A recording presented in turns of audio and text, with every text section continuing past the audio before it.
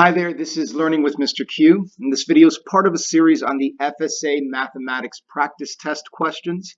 You can find these questions. I provided a link in the description box down below the video, or you can just do a Google search, type 4th grade FSA Math Practice questions, and you should find these pretty easy. Now, when you get to number 20 and you just need a little quick review on how to solve this question, feel free to watch this video, and I'll take you step by step through the process. So number 20, it's a grid response, as we can see the grid down below. And the question says, what is the measure in degrees? And so that little symbol right there, that's the symbol for degrees. You'll see that at the end, you kind of see it at the end of each of the numbers present there. And so what is the measure in degrees of the missing angle? So we're trying to find this angle right here, what that angle is. Okay.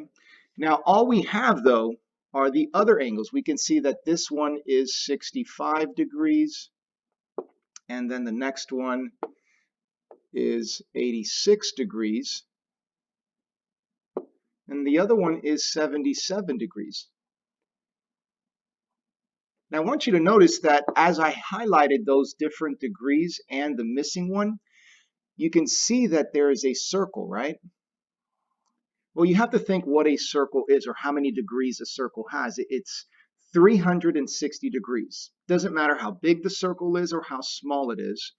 A circle has 360 degrees. If you're starting right here at this point and you go all the way around, that's 360 degrees. So we're missing one of the measurements. We're missing one of the degrees from 360. So what you want to do is take the measurements or the degrees you do have, right? So we have 65 degrees, 86 degrees, and 77. We're going to put those together. So we have 86, 77, and 65 degrees, and I'm going to add them up. I want to figure out, well, how many degrees are these three combined? And so if I add those up, so what do we have here? So we have 6 plus 7 is 13, and then 13 plus 5 more is 18. We're going to regroup that, and then focusing on the tens. So I can see I got 6 and 1 right there. That's 7, right? And then 7 plus 7, I double that. That's 14. And then if I just do 14 plus 8 more, if you're not sure how to do that in your head, feel free to write it down. That's okay, right? So 4 plus 8 is 12, and 1 plus 1 is 2, so that's 22. So the 3 degrees, the blue, the yellow, and the red, the 65 degrees, the 86 degrees, and 77, has a total of 228. Now the missing one right here, that's what we're trying to figure out what that is. And all of that is part of 360 degrees. Right? The circle is 360 degrees. So the second step, it's a two-step process.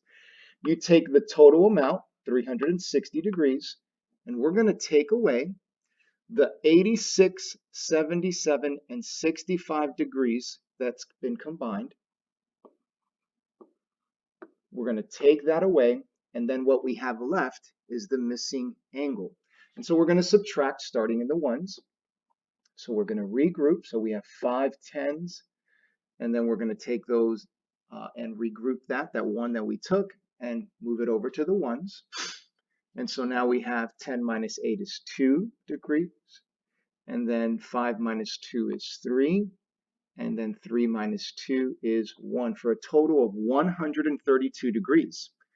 Now what I want you to see, that one way to check is, well, if we take this 228 degrees, and we take what we're saying the missing measurement right here is 132.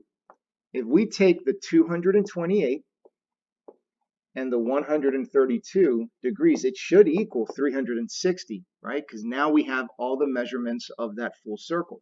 So let's see if we got that. 8 plus 2 is 10. 1 plus 2 is 3, plus 3 more is 6. 2 plus 1 is 3. There it is, 360 degrees. So our answer, which is this one right here, is the correct one. So we now bubble it in, and we're going from left to right.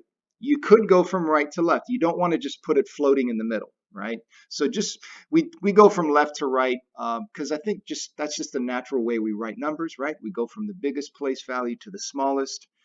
We just write in general from left to right, and we read from left to right. So to me, it just kind of makes a little more sense to go from left to right.